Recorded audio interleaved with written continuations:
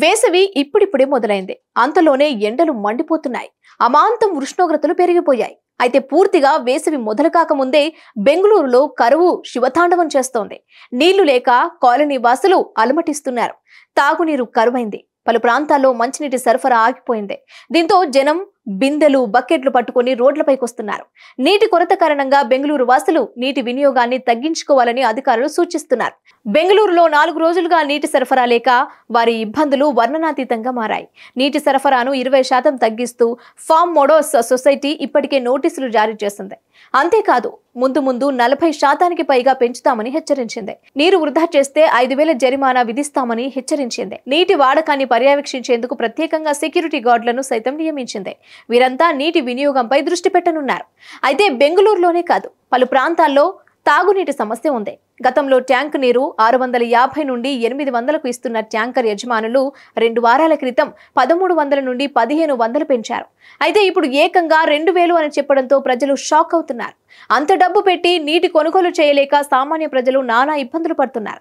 గత ఏడాది చివర్లో కావేరీ నీటిని తమిళనాడుకు విడుదల చేయడం వల్లనే బెంగళూరులో తాగునీటి కష్టాలు ఎదురవుతున్నాయని ప్రజలు ఆరోపిస్తున్నారు. ప్రస్తుతం బెంగళూరు వ్యాప్తంగా 16,781 బోర్లు ఉన్నట్లు అధికారిక లెక్కలు చెప్తున్నాయి.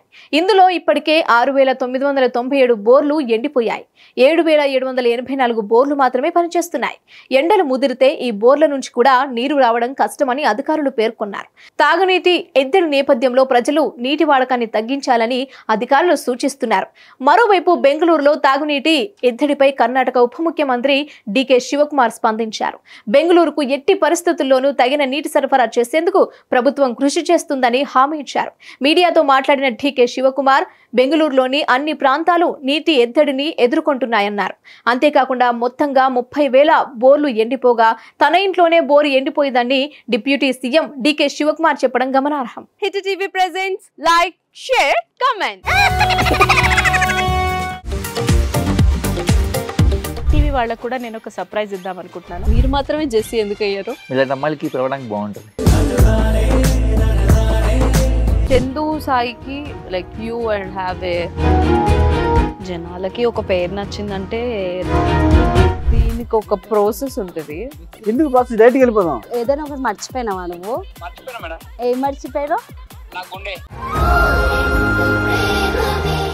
ఏదో ఆ టైంకి మన సుడి బాగుంటే ఎవరన్నా చూపిస్తే రాయగలం కానీ డోర్ టు డోర్ సేల్స్ చేసేవాళ్ళు. శారీ వస్తుంది, శారీలో వెనకాల కట్టుకుని